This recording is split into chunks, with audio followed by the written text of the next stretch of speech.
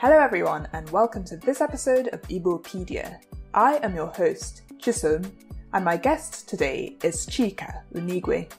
She is born in Enugu, Nigeria and is an award-winning writer whose novels include On Black Sister Street and Night Dancer.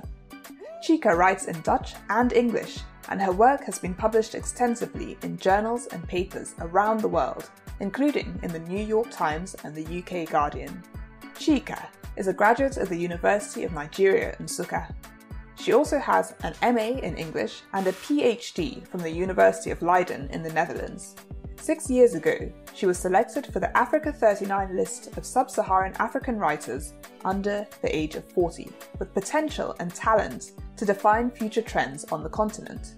Chika currently lives in the US and teaches at Georgia College and State University. I am so excited to have this conversation with her today. We're going to talk about her journey from Nigeria to Belgium, her writing, and the importance of language. So welcome to the show, Chika. Thank you very much, Isom. Thanks for having me. Great to have you on. I think we'll have a really interesting discussion today. Now, let's kick off with a bit about you. Which part of Nigeria are you from? So I'm from Osumeni in Nnewi South local government area in Anambra State. But I was born and raised in Enugu, so I'm an 042 girl. Enugu is home, really. Great. Yeah. Yeah. I'm glad you said that. I'm also an 042 girl because I was born in Unigwe as well. And you're the sixth of 7 children. Mm-hmm. How has that shaped you, and what was it like growing up as one of 7 in Enugu? Mm-hmm. I think growing up sort of at the tail end of such a large family, the advantage that I had was that I had 2 sets of parents. Well, I had multiple sets of parents, actually. So I had my mom and my dad, and then I had 5 older siblings. So whatever I didn't get from my parents, I went to my siblings. But myself and my younger sister are only a year apart. So it was also like having a twin, at the same time as having all these really older siblings who spoiled us. So I was very spoiled. It's funny because when my younger sister and I talk about our experiences growing up with our parents, the experience is very different from what my older siblings had. Like, they don't recognize the parents that we had,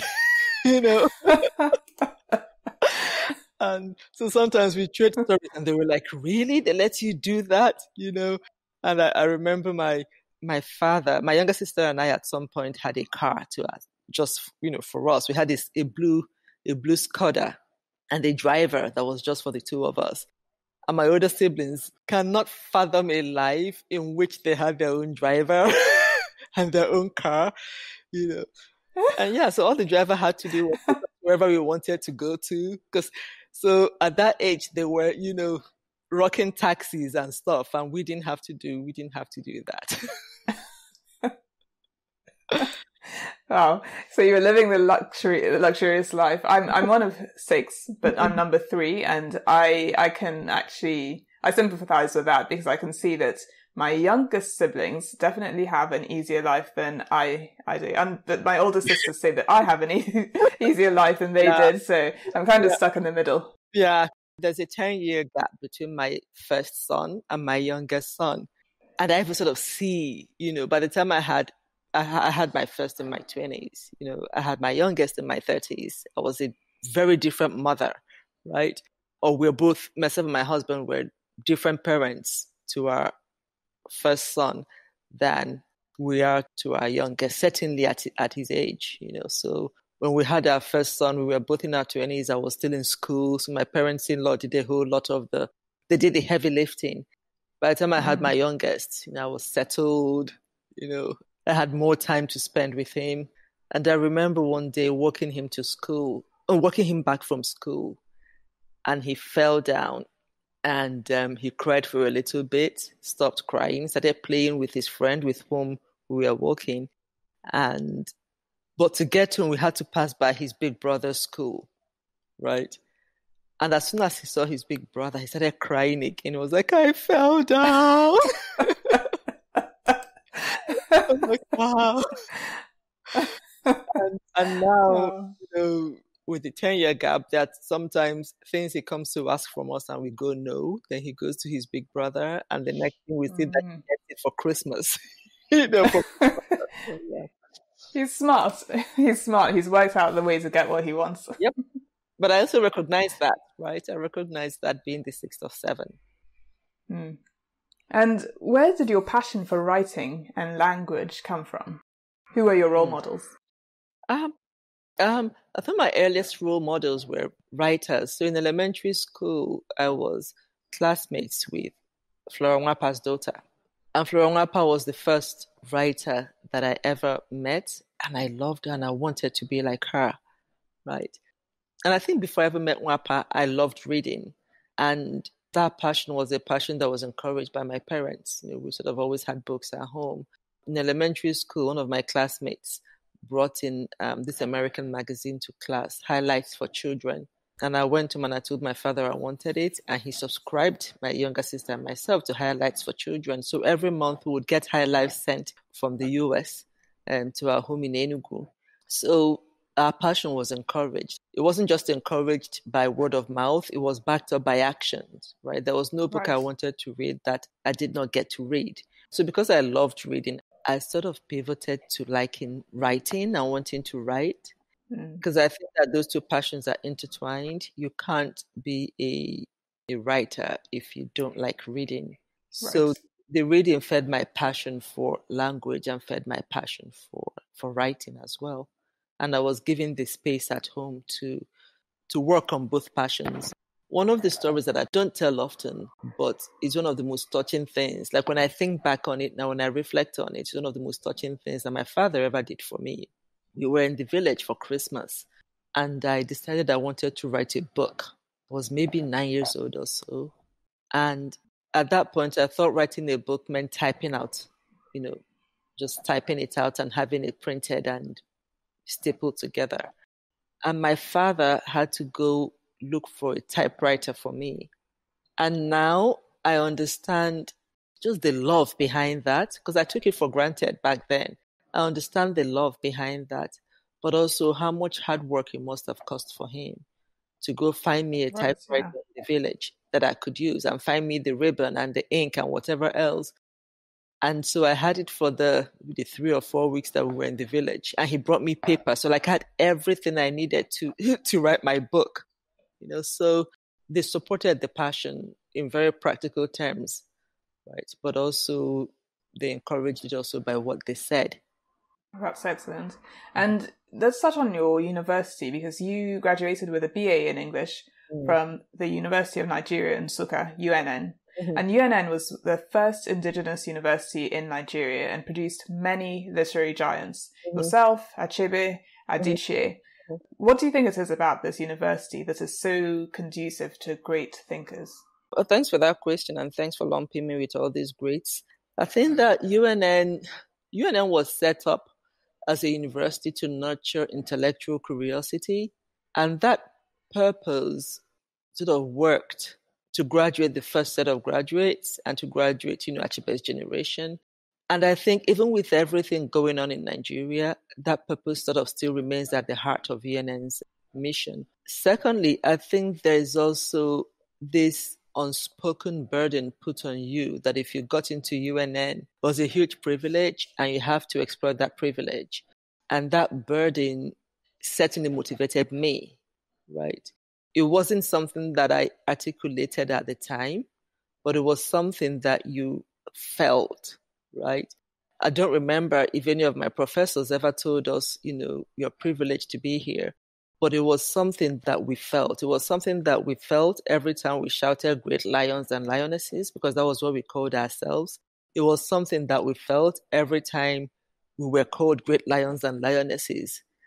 It was something that we felt every time we were reminded of all the people that this school had graduated, right?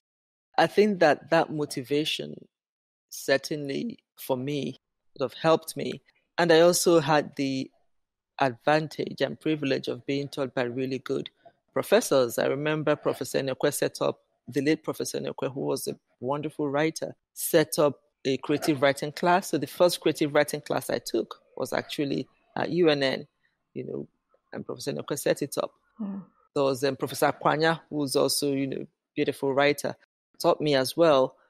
And there was also this idea that if Achebe made it, right, from UNN, that you could as well. Yeah.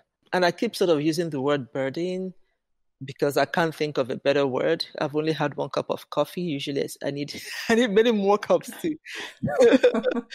to be alert and eloquent. But that burden that you had to prove yourself worthy of these opportunities that you've been given, of this honor, of this privilege, you had to prove yourself to worthy successor of all the people that gone before you. You didn't want to be the weakest link, was certainly there.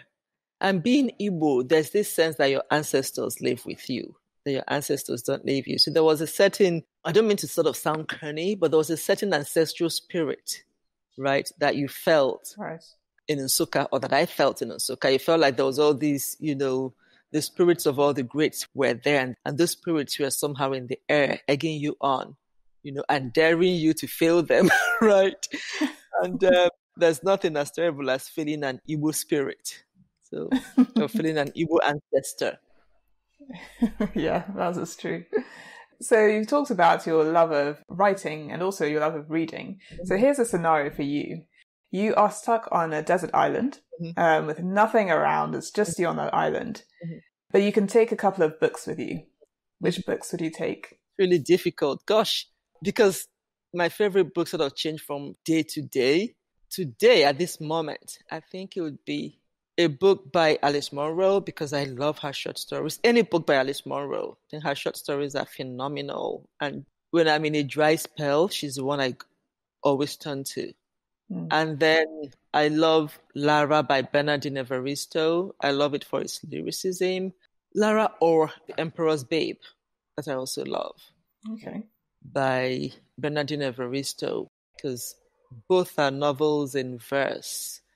And the language is just brilliant. The language in both novels is brilliant. Great. And in terms of music, what would be your top tracks on your music playlist on this island? I think any version of Jerusalema, because I really love that. Something by Burna Boy, because I love his voice. At the moment, It's Burna Boy for me. Oh my God, then this song by, it's a collab. What's his name? Two-Face and Victor Lyon. Okay. Baby Mida or something. I love that. Oh my God, I love that. And then a Dutch song I really, really like, Geef me een kus, which means give me a kiss. It always, no matter what sort of funky mood I'm in, it always drags me out of that mood. I love it. It makes me very happy. Sunny, vibrant song. I love it. Very good. So it's interesting that you chose a Dutch song as one of your desert island picks. So let's talk about your move to Belgium.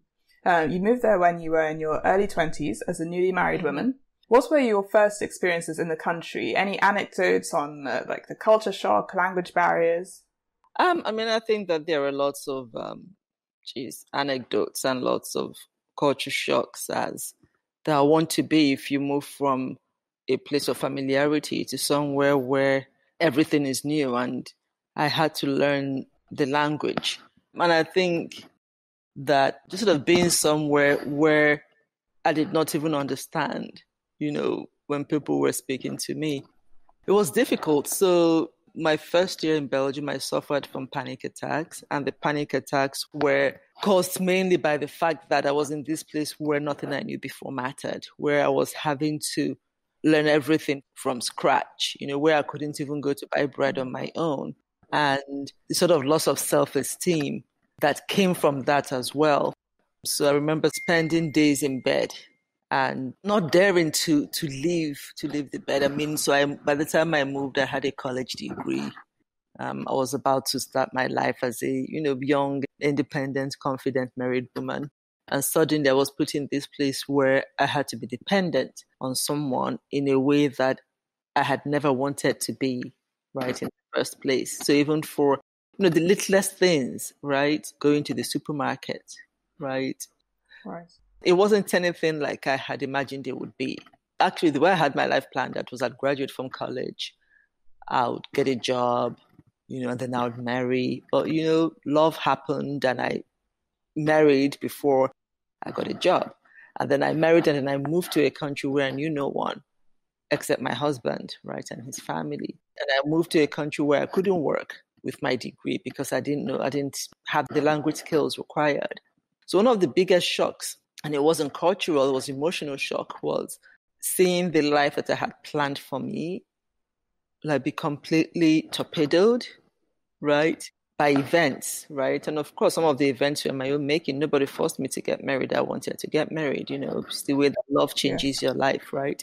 Yeah, so, and then the culture shocks, sort of the same culture shocks that many people who move, have. If you move to a place where the culture is different and the language is different, we have similar experiences, right? So the biggest one, I think, and I think everybody has this as well if you move, it's just sort of being in a place where who I was and what I knew mattered less than the fact that I was Black, right? So people looked at me and thought they knew who I was, right? Because they understood what's being Black, That was shocking. I'd never been in a position where, I went to apply for something and what people were seeing was my color first and then deciding based on my color that I wasn't qualified for that. I remember, after I think between my master's and my PhD, I wanted to get a job. And so I went to the employment office and I asked the woman at the counter. I told her I was looking for a job and I expected to be told what to do, to be given forms and be asked questions. And the first thing she told me was, "Oh, we need cleaners and you can start today." I was like, "Oh." And this is when you had a master's and a PhD?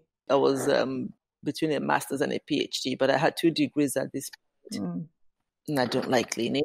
That's shocking. Yeah. So I was like, well, if you find a cleaner, send that to me because I wanted a cleaner as well, right?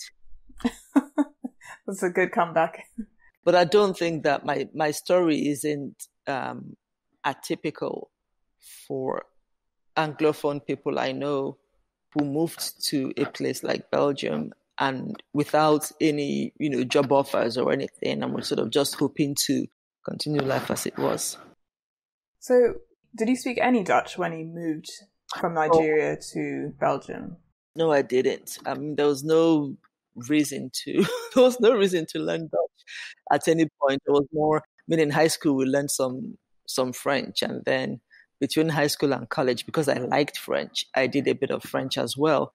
And then we had French 101 in college. But Dutch, no. I think I learned a few words when I met my husband, and just before we moved back to Belgium, he bought me a Teach Yourself Dutch book and was trying to sort of teach me Dutch. But all the Dutch I learned from the book, they were just phrases and they weren't useful phrases, right?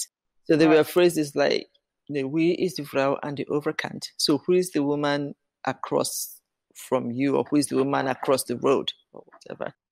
Or phrases to ask her, what's the time?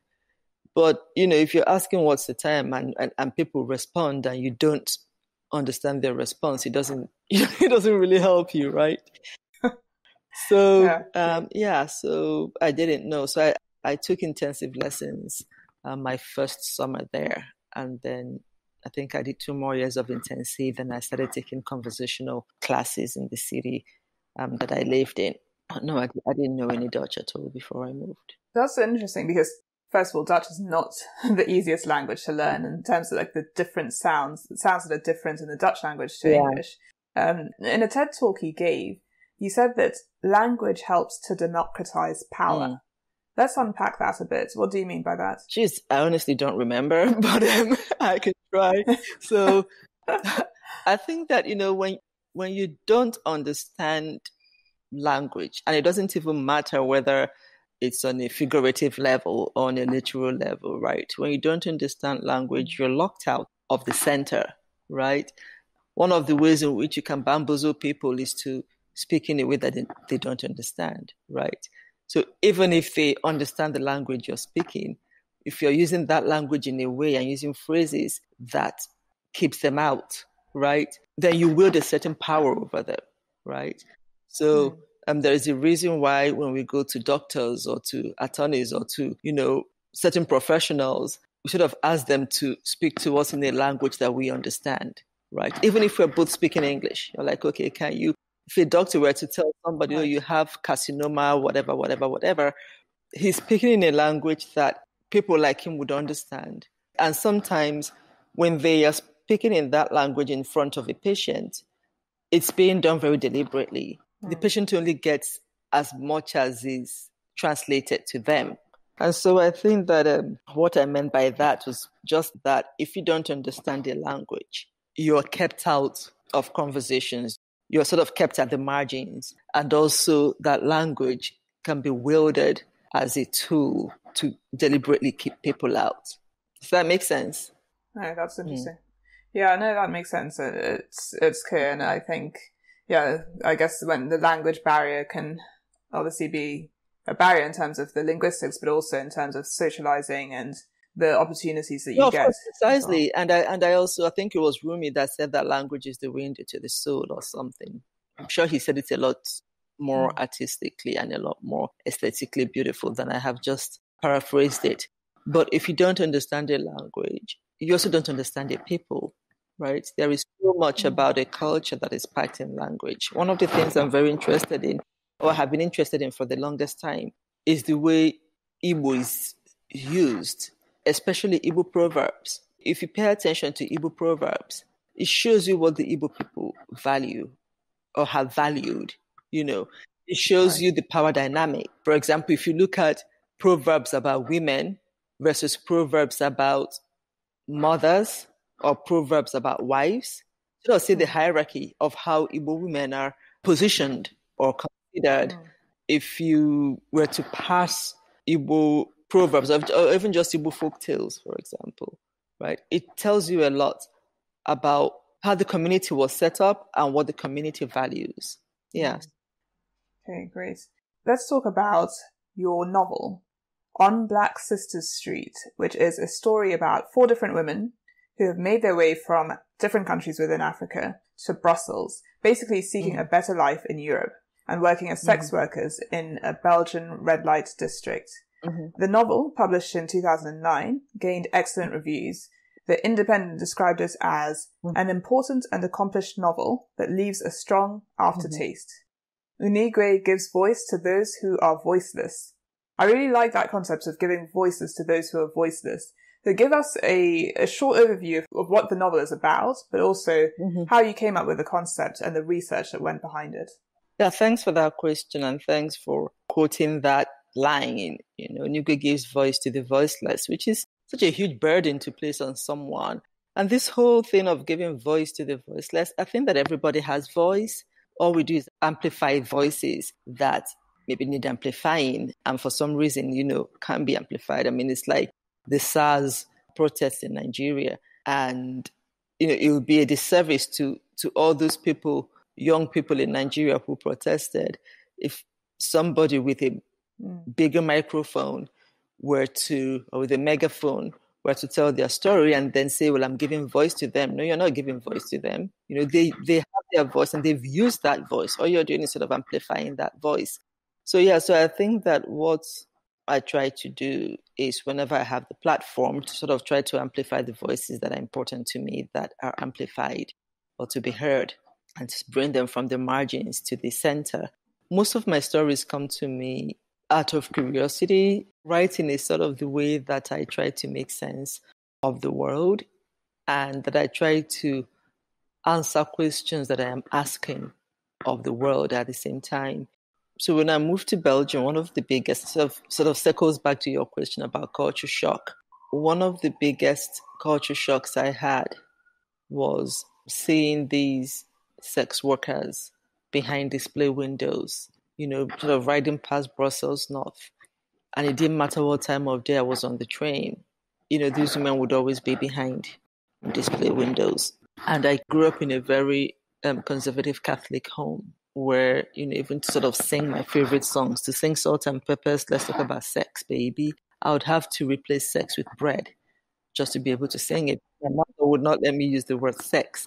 So sort of to come from there to this place where sex was very much in the open, people were walking past the display windows as if not even noticing these women because they saw them every day. It was normal. Yeah, people would walk by with their kids, young kids going to school, and nobody was stopping to gawk and looking, unless you stopped because you were a customer, right? That was very shocking. And then when I heard that many of the African sex workers in Antwerp were from Nigeria, I was really curious. I wanted to know, why anybody would come this far to work in the red light district. And I also wanted to know, to sort of understand, these people, because I didn't think this was possible, right? When I didn't think it was possible to have sex in the open. And then I also did not think it was possible that people were leaving Nigeria to come to Antwerp or Brussels and work in the red light district. And so because I had all these questions, the only way that I could answer them was by writing about them. But also the only way I could write about them truthfully was by doing research and going to talk to women like the women that I wanted to write about. I remember that one of the earliest drafts of the novel I sent to one of my friends, Monica. She's a Ugandan writer. And Monica read it and said, you know what, you write well, but there is nothing in this your novel that I couldn't have got from any old documentary on sex workers. And I was like, that is true. That was when I started my research. So I went to the red light district and I spoke to Nigerian women. I felt being there, I felt what it must have felt like for Sisi, who's one of the protagonists of the novel, what it must have felt like for her to be in that district her first night. Because I was there, I was a Black woman. Nobody knew that I was a writer, right? I could have been, I wasn't behind a display window, but I was on that street. And I sort of felt the vulnerability. And so I was better able to channel that vulnerability into her character. Yeah, so short summary of the novel, and I think you gave it well. It's 4, say Nigerian, but 1 isn't Nigerian, but all 3 but 1 are Nigerian. So Nigerian sex workers who make their way into Antwerp and work in the red light district of Belgium. And a tragedy happens. But the tragedy you sort of learn off, in the very first page, because the story is less about the tragedy than about the stories that follow the tragedy, right? So it's not a murder thriller or whatever. So the suspense is not in the tragedy that happens, and the story is not in the tragedy that happens, but the heart of the story is more about the consequences of the tragedy that happens in the first page of the novel and the things that led up to it as well. And what surprised you the most about the women you met? You must have had some preconceptions about sex workers. What was the single biggest thing that surprised you? I think that going into the novel, or before I started talking to the sex workers, I had a very unnuanced view of sex workers. And I think that before I started my research, the sex work was what defined the women for me. But then actually talking to them, I realized that I was very, not just judgmental, but also very unsophisticated in terms of my binary thinking. I think maybe the biggest surprise was that some of these women, many of them were not working just for themselves. They were working to send money home to their families, right? And most of their families, I'd say like 99.9% of those I spoke to were Benin women. So their families were still back in Benin City. So they were working to send money back to their families in Benin City, right? They were working to elevate their families from, working class to middle class, right? Which is an aspiration that many people have. It's a valid aspiration, right? Because very often when we sort of hear of sex workers, we are thinking of, women who are just working to provide for themselves. But it was just the sense of familial obligation, let me say, was the most shocking. That these were people who wanted the same things for their families that everybody else does. And that they were just sort of going about it a different way, right? Working and sending money back so that their families can lead a better life. I think that was the most shocking. That sort of sense of familial obligation was something that before my research on the street, it was something that I had never heard of, right? Like in all the things I had read before then about sex workers, there's always this tendency to lump them together. But the motivation of the Nigerian sex workers I spoke to, their motivations were very different from the motivations, say, of, the European sex workers, right? I know a friend of mine years ago did a documentary where one woman, a Dutch woman, said she went into sex work because she wanted to buy a dog and her parents wouldn't buy it for her. And so she started, like, okay, I'm going to make my own money. And she did it to buy a dog. And then she ended up, she liked it and then she continued working there. She's kind of older now. Yeah, so I think the level of selflessness, I don't think that I spoke to a single Nigerian sex worker who was in it just for herself. The common denominator was always, well, I'm doing it for my parents. One said, my mother was ill and I wanted to be able to help and I'm sending money back home. They're able to send their younger siblings to school, to good schools in Nigeria, right? They're able to set up their brothers in business, Okada business or whatever, from the literal sweat of their labors, right? So, yeah, I mean, I've sort of gone off on a tangent here, but cut a long story short, my biggest shock was just the selflessness and the familial obligation sort of go together. Yeah, that's interesting. What I found the most interesting about the four key women in your novel was that they, with the exception of one, I think, most of them knew what they were signing up for before they flew to Belgium.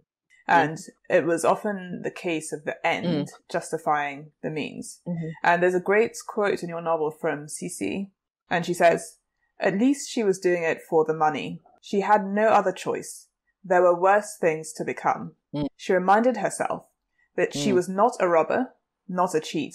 She would make her money honestly. But that was quite striking to me because quite often these sex workers are judged by the same yardsticks as robbers and cheats. But often people don't look into what their end goal is, which I think you actually describe really well in the novel. And as you say, a lot of it is because of these familial obligations. And a lot of it, in the case of these African sex workers, is because of the state of their home countries. Of course. And I think that, so that leads quite nicely on to the current state of Nigeria.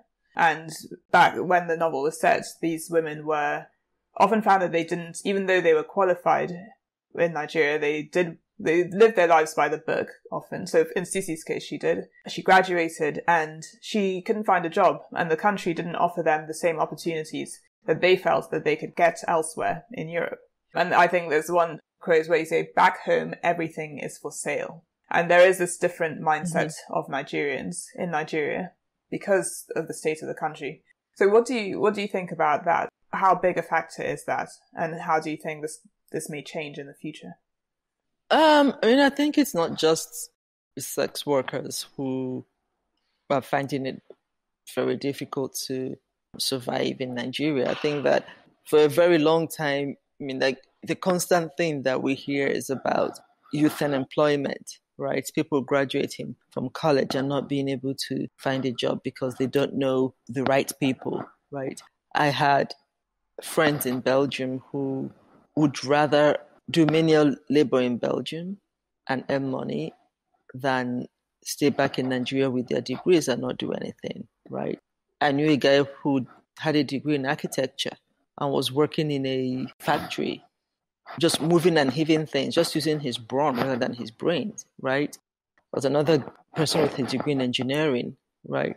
And who was working in another factory, cleaning. And so I think there is something very depressing about a country that makes all these sort of options sort of more viable than you staying back in your own country.